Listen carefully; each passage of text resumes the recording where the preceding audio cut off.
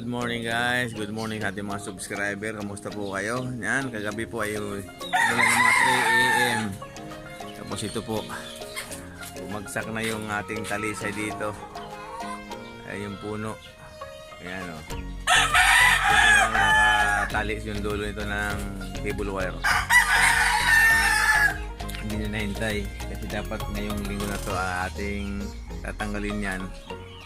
Yung kagabi gulat tayo may nangalabog trim naging yung ating mga manok dito. Yan guys, at dito na tayo dito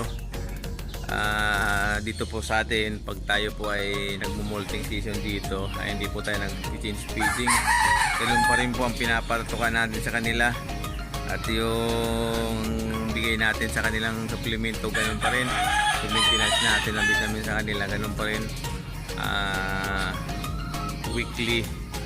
Yan, yung iba kasi pagka molting season yung iba gusto makatipid kaya change feeding sila. Tayo ganun pa rin po ang bigay natin, ganun pa rin kung anong binibigay natin sa kanila.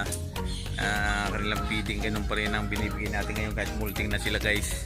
Hindi tayo nag-iiba para hindi sila manibago at hindi na makaramihan to sa iba kasi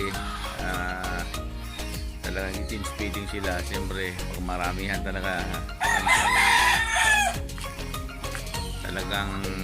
may pinaglalagyan sila ng multingan talaga. Talagang palugon nila. Guys, buti nila at hindi na taganan yung dalawang scratch pin natin. Yan, matagal na kasi, matagal na hindi ko kasi ma-schedule gawa ng nagdaan din tayo sa kwan. Nadaanan din tayo ng tipon.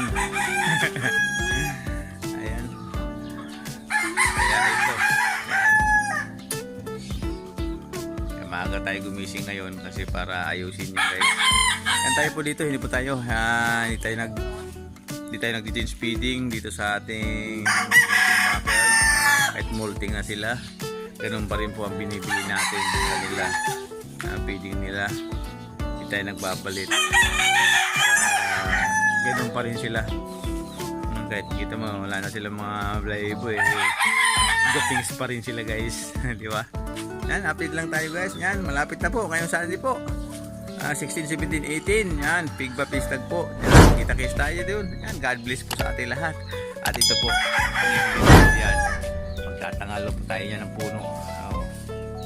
Munti ka na natin. Yan, ang nakuha yung ating orchids. Yan, nadala na yung orchids natin guys. God bless po at sana po malay tayo sa mga paman ngayon.